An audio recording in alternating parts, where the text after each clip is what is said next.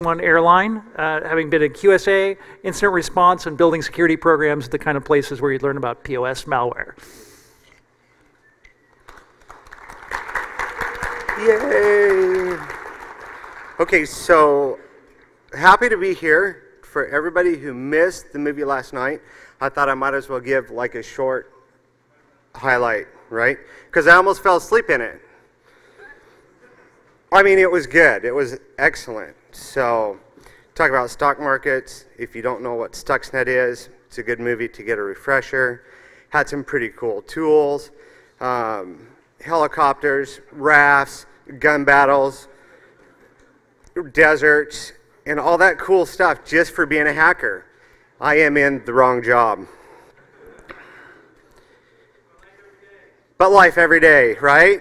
Learjets and guns. So, this talk does not talk about that. So that was the exciting part of it. So, no, this talk I wanted to talk a little bit about POS malware. So who am I really? I'm a senior security analyst. After Bruce's talk, I need to call myself a cyber security analyst, I guess, and I got to get that passed by the powers that be. I'm a QSA. I'm a CISP. I've been in the security world for 9+ years. Who do my wife's friends think I am? Well, I was walking my dog the other day, and I kind of waved to my wife's friends, and she came home and said, "Hey, my friends called, and they think you're a spy." And I said, "Why do they think I'm a spy?" And they're like, "Well, okay, you travel around the world, you work with computers, and we really don't know what you do." And I thought, okay. And she goes, "So I said, you're not a spy?" And then she says, "You're not a spy, are you?" And I said, no, I'm a salesman. No, I'm not a spy. Because I've never flown in a Learjet. I've never had to investigate a nuclear meltdown. And I've never been involved in a gun battle in a foreign country. I can't answer that question. That's a need to know. So, but on a regular basis, what I do on a day-to-day basis is work with companies to deal with sensitive data, help them implement security policies and controls, and actually I've had my credit cards be compromised, right? The last time I just gotten back from Mexico from a trip, and my credit card company called me and said, "Hey, we've got unauthorized charges on your credit card. Were you in Mexico City?" And I was like, "Yes, I was. Which card is this?" And I had to think about it. I'm like, I didn't use that card in Mexico City, although I was there. But over the last 3 or 4 years, I've probably had 4 or 5 cards compromised. But you can see why with some of the breaches we've had. There have been some pretty big names over the last 13 months. And according to statistics, probably 1 in 5, 1 in 4 people in this room have had a credit card compromised or had information actually stolen. And that's a disturbing trend for me. You know, even less disturbing was I wasn't surprised when Staples came out this Christmas and said, "Hey, we've been breached." You know, Target was last Christmas, Staples this Christmas. I'm just kind of curious to see who next Christmas will be, right? So why this talk? You know, I wanted to take and analyze what was going on with merchant locations. I wanted to look at some of the things I've seen as far as attacks I've investigated, look at what attackers are doing, how they're getting into systems, and then actually take a look at defense, how us as security professionals can help avoid some of these things from happening. Because of NDA and stuff like that, I had to go out to make sure I didn't breach any confidentiality and use a lot of public sources. There's a lot of crap out there that's actually written in the media and news. So it took a little bit of filtering, but I think I've got most of it right. And if you don't agree, I think there's schmooballs somewhere. So, but I have a shield. So just warn me. Secret Service in August actually announced that there were over 1,000 merchants that had been compromised by back-off POS malware. And that was a disturbing trend considering it was almost just over halfway through the year, and if we're at 1,000, I'll be interested to see what the reports are actually at the end of this year to see how many actually it was. Last I heard it was about 1,400. But what does it do? You know, in a merchant POS structures, you look at merchant POS systems, typically you have this swipe device, and when you swipe your card, all the credit card information goes in clear text, fortunately or unfortunately, depending on if you're the attacker or the defender, to this computer, this POS system. And a lot of these POS systems are Windows embedded or some type of Windows system, and then they open up an SSL, after Poodle TLS, I hope, connection to the acquirer to actually process the transaction. So the attack vector for a lot of attackers is this POS system itself. And what happens with the POS system is attackers are getting in. They're in a variety of methods. Some of the best I've seen are the third-party vendors. That was the Home Depot and the Target ones. But we see insider threats and social engineering and any way attackers can get in to actually put malware on these POS systems. And they're doing it in a really smart manner. They're taking and figuring out what applications and what programs are running on merchant systems, or even in banks in this case. And they're saying, okay, let's look for the vulnerabilities and let's monitor the vulnerability list. And once we monitor the vulnerability list, then as vulnerabilities come out, we can reverse engineer them. We'll use those to attack systems, or we'll use those to attack service providers and banks. If we can't figure that out, or if we don't know that, that's fine. We'll just go to the third-party vendors, because as you get a lot of third-party vendors out there, or a lot of large merchants, they always use third-party vendors. And they're going to go ahead and say, okay, we're going to use those credentials, log into some system where we can pivot, and then we're going to go ahead and attack the systems. And we see that happen a lot. It's an email phish, as we saw in the HVAC vendor of Target. It's some type of scraping to steal usernames and passwords. But it's not just merchants that are effective. Every time I see a target, or every time I see a compromise, the first thing that comes out in the news is, hey, we'll give you a free credit report. So the attackers, I think, got pretty smart and said, well, if we can steal the email list of Target or Chase Bank or whoever, emails were compromised, why don't we go ahead and steal their data too? And we'll send out this cool, little generic email. This one I think originated from Iran and terminated in Denmark or somewhere, saying, hey, you may have been compromised. We don't care if it's your bank or not. Go ahead and give us your private information so we can sign you up for free credit reporting, right? So now I've got an identity theft on top of my POS malware. So as I start to look, as we start to analyze and break apart the attack vector, we also see things like this come out in the news. The US CERT, when they came out with their article, I thought was excellent. They said, okay, actors, okay, I think they meant to say attackers, but okay. Attackers are using publicly available information to actually go ahead and compromise these systems. So I was thinking to myself, and I have a lab, so I thought it would be cool to see what it would actually take to do this, right? All I have to do really is go and steal a bunch of emails from a compromise, and we use these email lists in a variety of methods. So if we're attacking a company directly, what we're going to do is we're going to take email lists from a compromise, we're going to go ahead and strip out everything that has that domain name, and then we're going to go ahead and now we've got all the usernames for that company. All I have to do now is figure out how I can get in and brute force the passwords, right? The other way we're using the list is people are like, oh, change your admin name. Well, that's cool, except for this list also gives me a list of usernames that I can commonly use, because in many cases, I would say in most cases, for businesses, you end up with usernames that are the same as the login names, especially if people have been in companies for a long time. Way back in the 90s, before some people hit their teenage years and stuff, all of our email accounts typically ended up being the same as our Hotmail and our Yahoo and our Gmail accounts, right? So we have the same username in our corporate environment as we do in our personal environment, because that's just how we did it. We didn't really think about it. So we could take this username list, we grab a password list that's on the internet, or we'll take the passwords that have been compromised, and we'll go ahead and put together a password list so we can attempt to brute force, right? So I don't care about password complexity anymore. I don't really care about, these changed usernames, because if I can find a list that's accurate, or at least not accurate, I may be able to get a foothold into a system where I can go ahead and attack.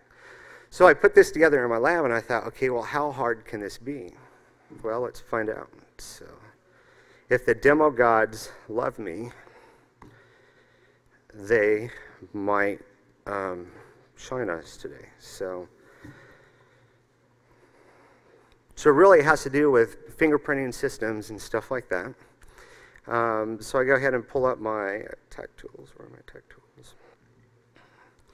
My handy dandy favorite scanner.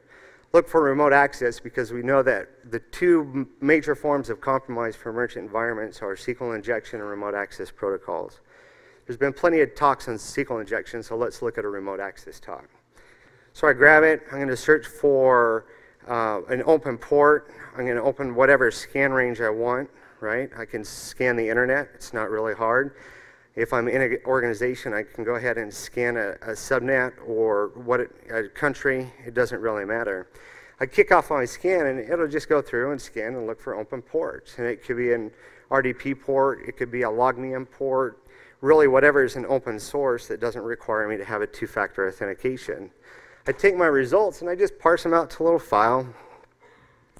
And then I open my handy-dandy little publicly available brute force tool, right? I go ahead and load my files that I found vulnerables in my IP list. Load my little logins. If I'm doing a generic attack, in this case I am, I'm going to load like the most common logins that, although we've told people for decades to change their admin and administrator usernames, they don't. So, and I load my password list and I configure that. We'll see if it works. And I start my brute force. And all it is a brute force. So if I'm worried about password complexity or if I'm worried about lockouts, Trend Michael came out and said, oh, put in your lockouts and stuff like that. And that's fine. I just do 5 passwords in cycle and 5 passwords in cycle. It's not a big deal. So I run my brute force attack, and then we go ahead and parse out our results. Once I get my results parsed out, oops. I think I shall be nervous. Yeah. Cheese does start with C, someone just said. And voila, I'm in. Now, this actually came from an attack that I investigated. So, and these were the tools that were used, or a version of these were the tools that were used. So this is like a real life, real case scenario. And we keep on seeing this in the news that, oh, people are using remote access tools to actually break into systems. It's not that hard, right? And that's kind of the scary part about it.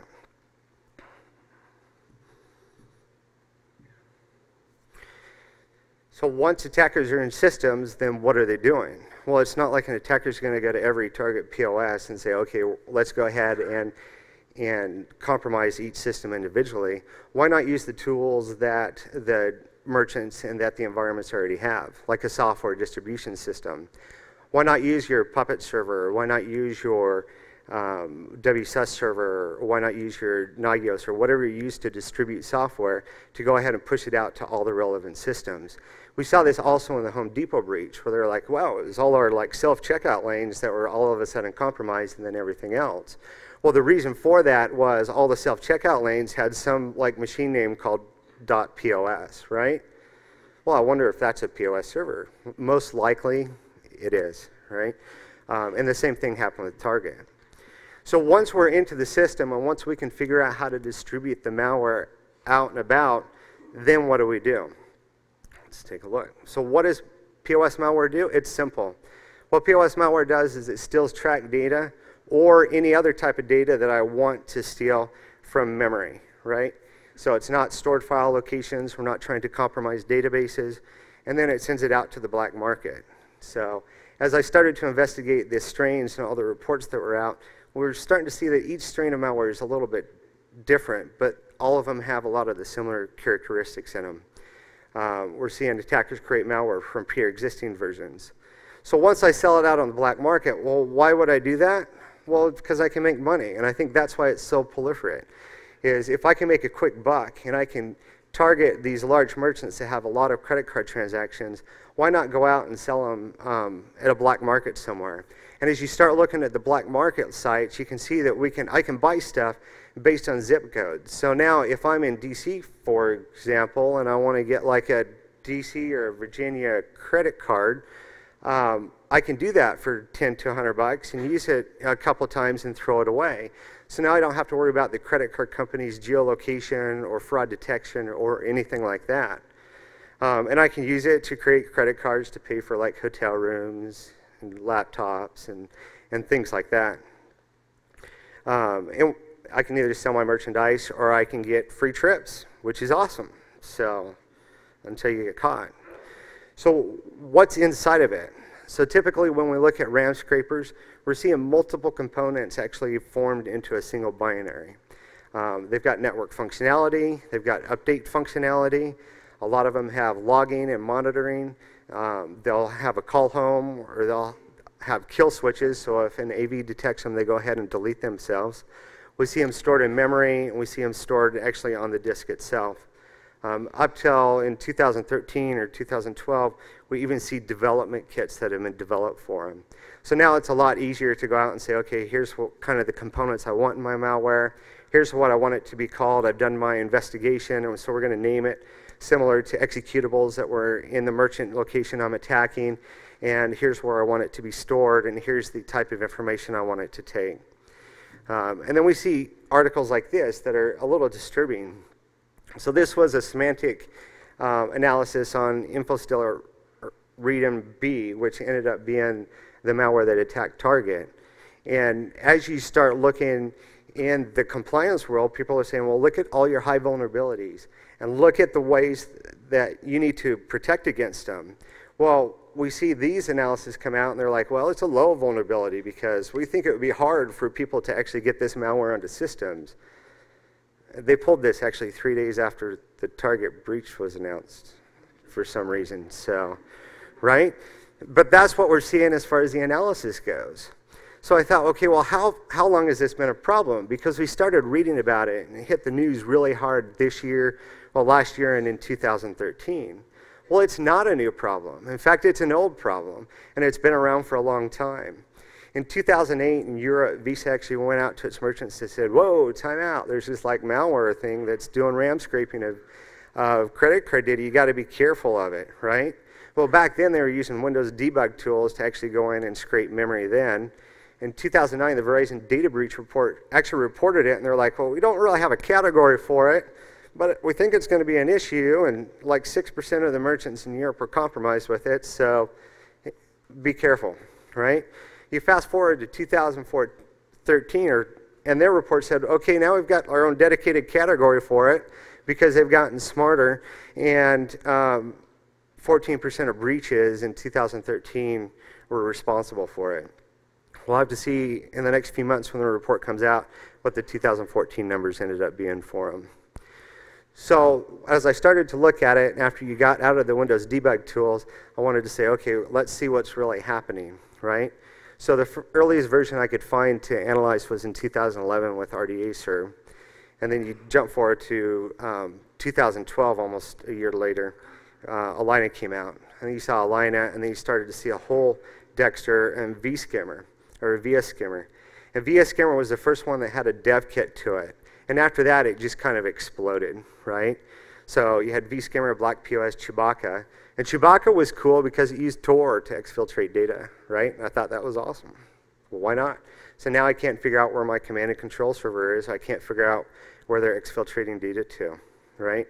We saw the Target InfoStealer Read'em that Symantec reported on. And then Decibel. In January 2014, this was kind of the next cool thing I saw, was Decibel used VB script. It was like 400 lines of VB script to actually put this malware in place. And I thought, okay, I haven't seen the Python script yet for it, so if someone's got it, I'd love to look at it, right? But it's coming. I don't think it'll be too bad. But so we see the timeline as it goes forward, you know, and even in December we had Lucy POS come out. So it's just going to get worse and worse and worse. But we see the same components in the earlier versions be used for the later versions, you know. The components that we saw in RDA-Serv and Black POS we saw used in Brute POS.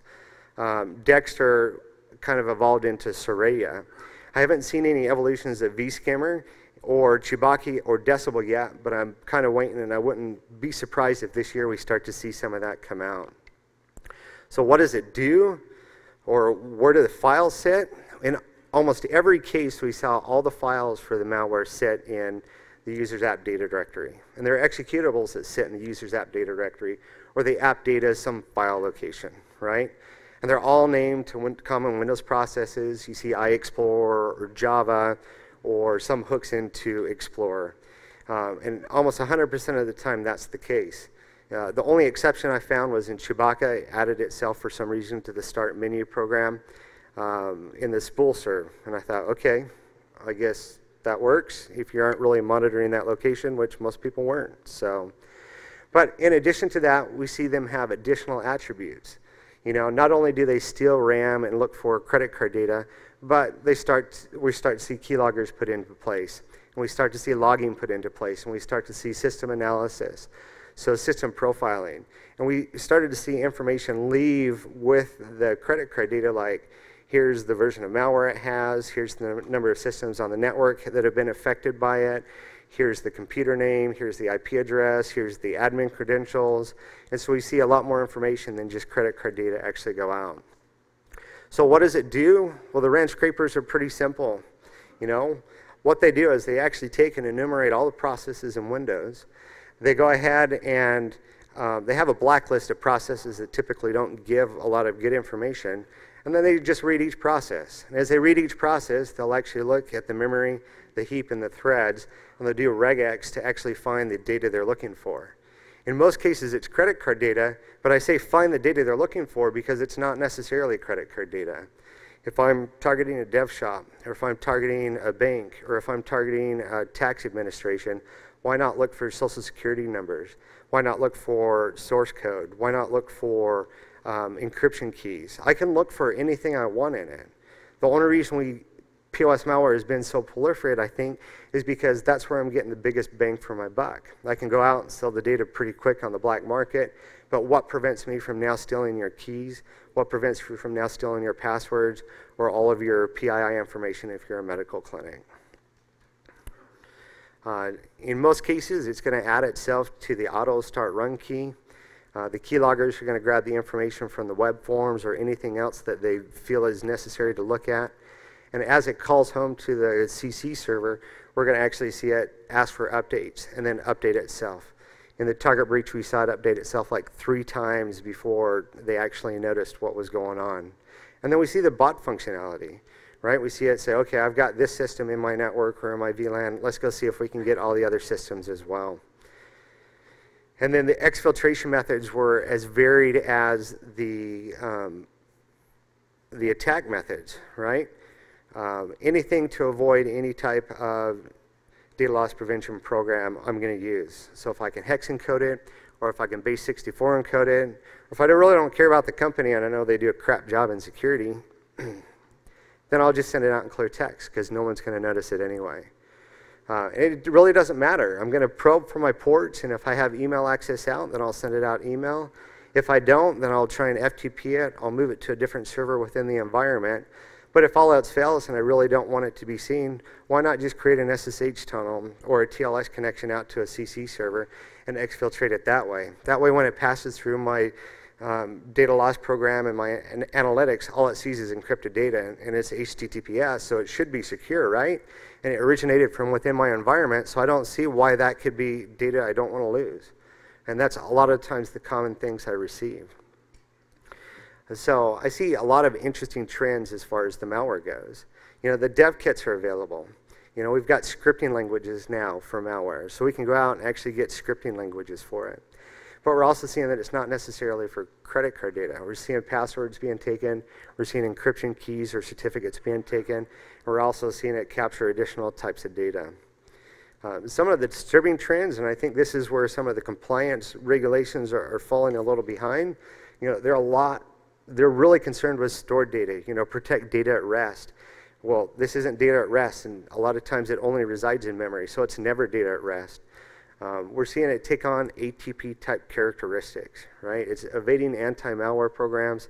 It's on the system for an incredibly long time, and it's using whatever attack method it can use to get in as well as get out. And we see disturbing trends, you know. Solution provider charge anywhere said, oh, wow, it's been on our system since 2009. You know, we're really disturbed by that. Well, I'm really disturbed by that as well, because other things we've seen on systems since 2009 would be like RAIN and Stuxnet and stuff like that, right? So we're using the Veil frameworks, and we're using the tools that we have at our disposal to make sure it's not detected by AV programs. As I took apart one of the InfoStealer raw POS is what compromised goodwill. And I was able to get a timeline as we started to investigate what had happened, right? And what had happened was they first found it on the systems and as far back as February 2013. Well, who knows how long it was there before? You know, it was discovered, and Goodwill was notified in February 2018, so there was a year that we could actually take credit card data. But the first AV program didn't really have a signature on it until September that year.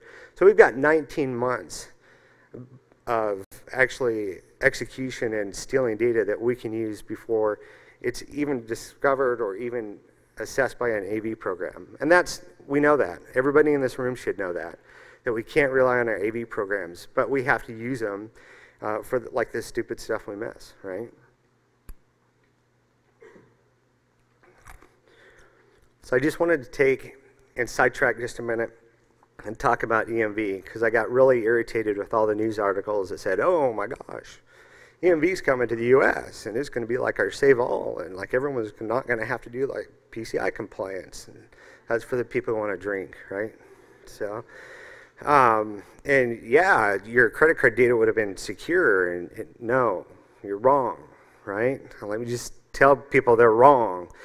Let's see why. So how EMV works, and EMV has some good security measures in it, but it's fundamental. In some cases, if the banks don't implement it correctly, it's going to be wrong. So EMV is that little chip that sits on the credit card, and in Europe, you have to put in a PIN number with it. In the US, we're going to implement the EMV with a signature base. So you put in your card in the reader. Your credit card number is going to be encrypted on the chip, and then it's going to be decrypted right there and sent in clear text to the register, right? Yeah, but it's encrypted. Yeah, it's encrypted on the chip, right? We still need the credit card number to process the transaction. But what makes EMV a little more secure, what should make it secure, is that card now has a counter. So now I have a transaction counter, and then I have a cryptogram, right? And so with my credit card data that's now in clear text, which means I can still use it for like e-commerce fraud, that counter is sent off to the issuer and as well as the cryptogram to be authorized. And so if the counter doesn't match up, then it should reject the transaction. Or if the cryptogram is checked and it doesn't match, then it should reject the transaction. Except for, then we see companies and card brands coming out and saying, well, let's do this cool offline authorization, right? And what the offline authorization does is it says, okay, we're going to accept your credit card, and if you don't hit our floor limit, then we'll take the counter and just like store it till the end of the day, and then we'll go ahead and process it. And if we still think it's probably good, then we'll authorize the transaction, right? Well, the problem with that is if you like to shop and you go on a shopping spree, I may have like 6 of these offline transactions or authorizations, and the banks are going to have to say, okay, now what range are we going to be able to accept for the counters? Well, if I can take a credit card, and typically with these credit cards, we'll take them and we'll clone them and we'll use them within the next 2 or 3 days, right? And if we use them within the next 2 or 3 days, we may hit that kind of medium where the counter is still valid even though it's not in sequence. And so I think there's going to be issues with the credit card companies with this counter, especially if they don't do stuff like the Brazilians did and check the cryptogram, right? So we still see that EMV, although the card and the chip I haven't heard it as being compromised yet, there's still ways to get around that, right? We saw this in Brazil last year when a bank, a New England bank, started to see these EMV transactions, and they started to authorize them. Because they authorized them, because they're EMV, they must be secure, so let's go ahead and authorize them. And they were like, holy crap, we've got like $80,000 or $80 million of fraud. We don't understand it. Well, let's investigate it. Well, what happened in Brazil is the attackers figured out that the banks were all preparing for EMV, and they thought it would be really cool to get it set up. And so they said, okay, well, let's turn on our EMV systems. And like the Bank of New England started to investigate, and they're like, man, we've lost all this money. And they're like, well, time out. We're receiving all these EMV transactions that we're automatically accepting because we know they're secure, but we haven't issued any EMV cards yet. There's a problem there, right? So if banks don't do what they need to as far as checking cryptograms or making sure that their systems are set up, I don't think EMV is going to save us. So I think the banks still have a lot of work to do. And it just happens. And, you know, congrats to the Brazilians and shame on you, I guess, right? But it was brilliant. And they did a replay attack. So they were taking merchant terminals and they were actually swiping cards, and then they were capturing that and doing a man in the middle and inserting the EMV chip. And that's how they actually got the transactions to be authorized. But the cards they were using came from the Home Depot breach, right? Well, let's just take cards that probably weren't EMV and put an EMV chip on, and now we can get them authorized, and it really doesn't matter what country we're in. And so the attackers are getting smarter, and we know that, right? So let's talk about defense, because no one's talking about defense. You know, we see it all over the news, and I think I've only heard like one talk about defense. Because if we have to, if we know what the attack vectors are, and we know how it's getting onto our systems, and we know where it sits on our systems, then let's do something about it. Well, I think the first issue is to actually do something about it, right? If you're an executive or your executive staff knows there are issues in your IT infrastructure and knows you aren't doing anything about the alerts or anything like that, or they don't put the proper resources in place and the proper personnel in place, it doesn't matter what we do. We can put in all the FireEyes we want, or we can put in all the IDS or logging systems we want, but if we don't put the staff that are knowledgeable to run those, it's not going to do us any good, right? Let's put in an IDS system. You know, if I'm going to brute force a system, it's going to be pretty apparent that I'm trying to brute force a system, right? Pay attention to the alerts. It ticks me off when I go out and they're like, yeah, we're totally secure. So where do your logs go, dev null? What the hell, right? What do you mean they're going to dev? Well, we don't have time to do it, and we don't have the resources, and so it just became too much noise, so we just send them to dev null, right? Why did you spend the money on the system anyway? It doesn't do you any good unless you're actually going to take time to do it. This is like the unsexy part of security, right? It's cool to attack, and it's cool to look at the cool stuff and stuff like that, but this is kind of the unsexy, like, brutally honest part of security. We have to look at our IDS, and we have to figure out or get the resources in place to actually figure out how to protect companies or protect ourselves and figure out how to get rid of the white noise. I was out on an engagement, and they're like, yeah, we've got our IDS set up. And I'm like, well, how many alerts do you get a day? And they're like, none. And I'm like, fail, right? You don't have it configured correctly. And they're like, well, what do you mean? And I was just, call me, right, when you configure it correctly. So at like 3 o'clock in the morning, I get this call, and they're like, what the hell is going on? I'm like, what? And they're like, we're being attacked. And I said, why? And our IDS totally exploded. And I said, okay, you're on the right track. So, you know, congratulations, you actually turned on the right bits to actually start to get some noise on it. Because they're noisy things, and so are logs, right? Restrict access. I don't know how many news articles I've seen that say, you know, do two-factor authentication. You know, it's not like a brain, it's not like a light bulb that goes on and says, oh, maybe I should do two-factor authentication. We've known about it for a long time. There's tools out there that make it really easy to implement, right? Don't allow, like, vendors, period, to log directly into sensitive systems. You know, if I'm a vendor and I say, okay, well, I need to fix something, that's fine. Let me just put you on a WebEx, or let you log in, and I'm going to go out to lunch, and just call me if you have a problem. Sure, that's smart, right? We investigated a breach, or I was working in an incident where it was the vendor who was actually compromising the systems. Yeah, we logged in, we needed access, we went ahead and stole a whole bunch of credit card data and then patched your system, right? Okay, well, we could have known that if we had actually monitored what they were doing while they were inside. You know, don't let unnecessary people actually get into your systems. You know, let me give you this third-party vendor that this third-party vendor uses the same password for all their customers. That's brilliant, right? And we keep on seeing it happen over and over. Yeah, but we think they're secure and we trust them as a vendor. Yeah, but did you ask them if they're using the same password credentials for everything else? No, we really didn't know it. Did you know they just got compromised because, like, 2 of their other vendors, they use the same credentials and the same password to get in? Oh, yeah, maybe we should look at that, right? Let's put together vulnerability management programs that are comprehensive. Not just, okay, let's do a little checkbox and let's say, okay, yeah, do we have any threats? No, I think we're pretty secure. The fire extinguishers are in place. Our doors are locked. We have badges. You know, you can't clone those ever, right? Let's do it. Let's figure out how people are getting into systems. If all I'm monitoring is my logs or my external access, but I'm not doing anything to monitor my file locations. We're not doing anything to say, hey, time out, why do we have executables running in the user app data directory? I'm not doing a good enough job.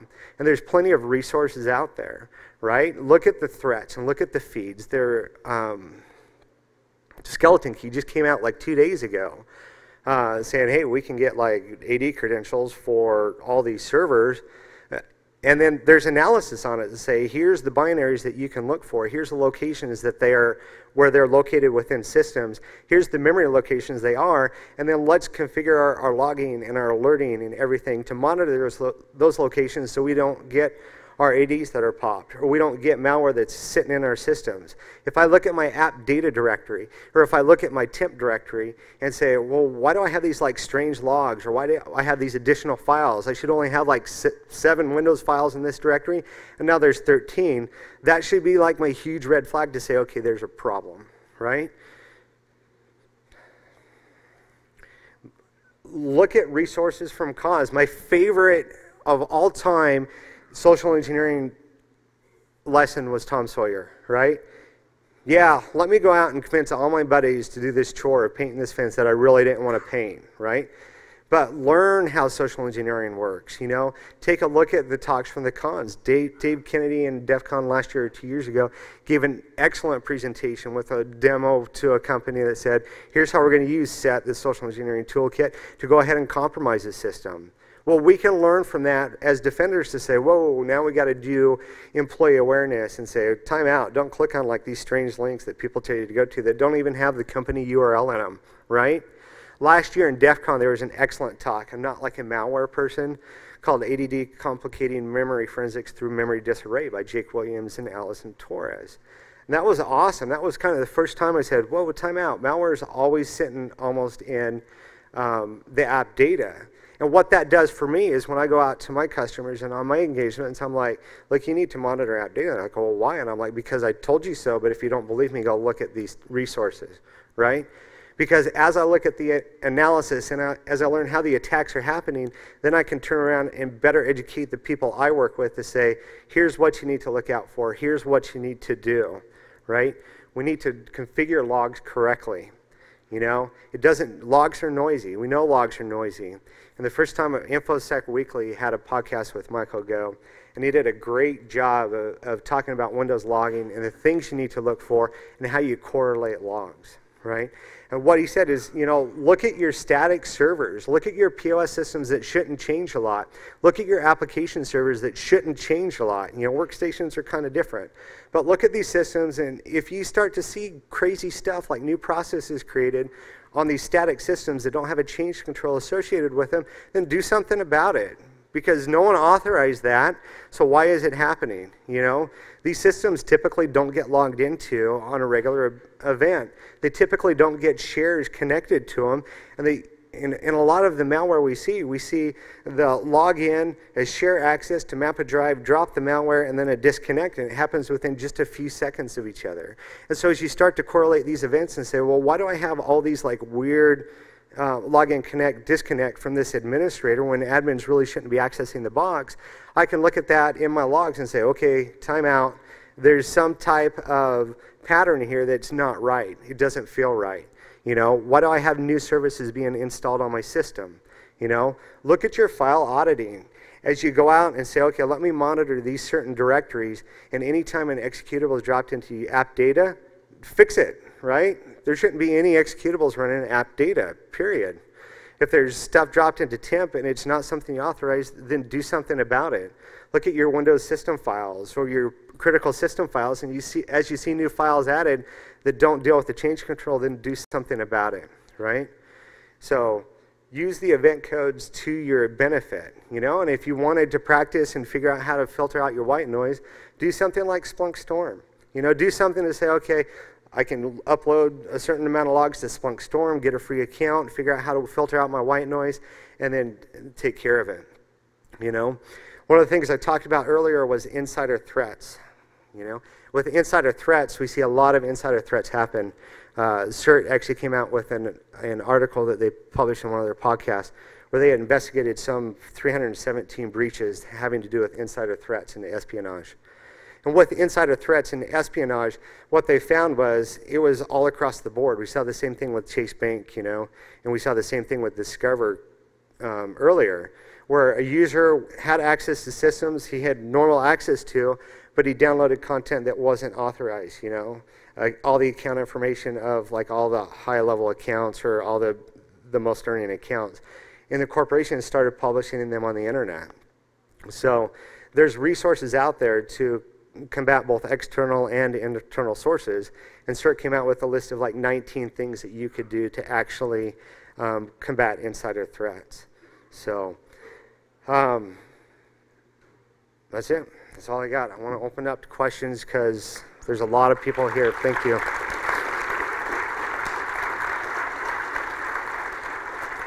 Question. Tell me about your thoughts on the impact of Apple Pay. Tell me about my thoughts on the impact of Apple Pay. Apple Pay rocks. I like Apple Pay for two reasons.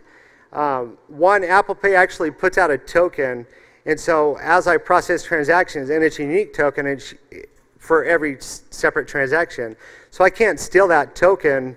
From what I understand, I'll be corrected here in a second with the shmoo ball if I'm wrong. If I capture that token and try and replay it, it won't work, right?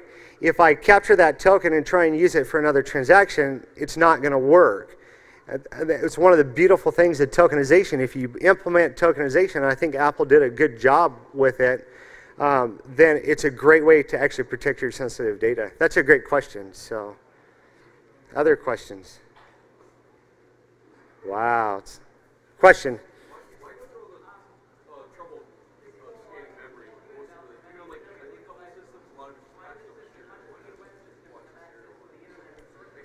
Wait, there's two questions, sorry. Let me do you and then you. Sorry. Why go through all the trouble of scanning memory? A lot of, even like on the technical systems, a lot of it's over serial. It seems like it's easier to evade something that's just look through it again. Oh, great question. So the question was, why go through the trouble of scanning memory? And why go through the trouble? One, it's easy to scan memory. And if I have my correct patterns, it doesn't matter if information comes in over serial, comes in over Ethernet, comes in over USB. It all goes into memory to either be sent from memory out to processing. So there are a lot of applications out there that don't actually store data to disk, right? So it doesn't do me any good to scan to disk. But if I scan memory and I can enumerate the processes that give me valuable information, then I can get it as it's passing through, because it'll always sit in memory. That's a great question. What's the other question back there? You got to speak up, like yell or something. Why do the POS systems have access to the internet to begin with? And if they don't, why does someone with remote access have the ability to get right into the POS system? Why isn't there more focus on separation? Why do POS systems have access to the internet? If you look at a lot of card readers, like if I go to a parking meter or something, it's going to have access to the internet in many cases, right, without a POS system. That's the way they configured them, because as you create that SSL tunnel, there's nothing that says I can't reach out for authorization in any compliance regulation. Now, as to your second question, why do people have direct remote access to those types of systems? You know, because they're stupid. I mean, they shouldn't. You know, that's the whole thing. And one of the things I work with companies on saying is, time out, you shouldn't ever have direct access to these sensitive systems, regardless of what type of sensitive system it is. You know, I want you to go into like a Bastion host or a jump box so I can analyze that traffic still through an IDS, but then I get kind of that second degree of separation for access.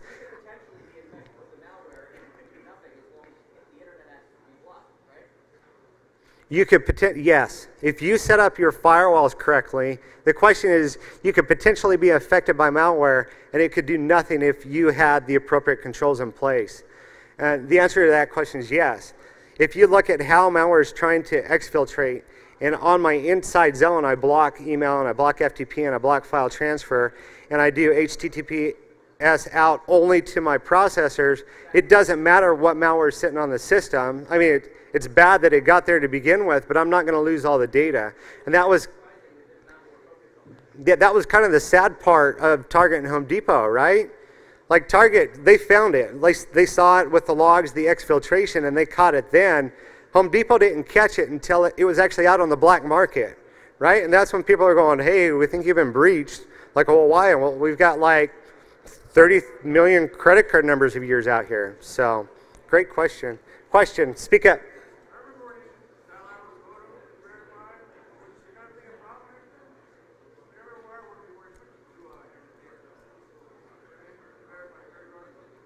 Yeah. So, no, typically it wasn't a problem then because it's really hard to attack the last mile from the telco to your business, right? And so a lot of those attacks, when you start to see the modem-based attacks, you're looking at physical injection. You're going to get like Mike Osman coming in and putting a tap in to capture that modem data. But because it's not internet and it's not publicly available and stuff, it's almost a point-to-point connection to the telco. So, well, everyone's leaving, so I guess I'm done. Thank you.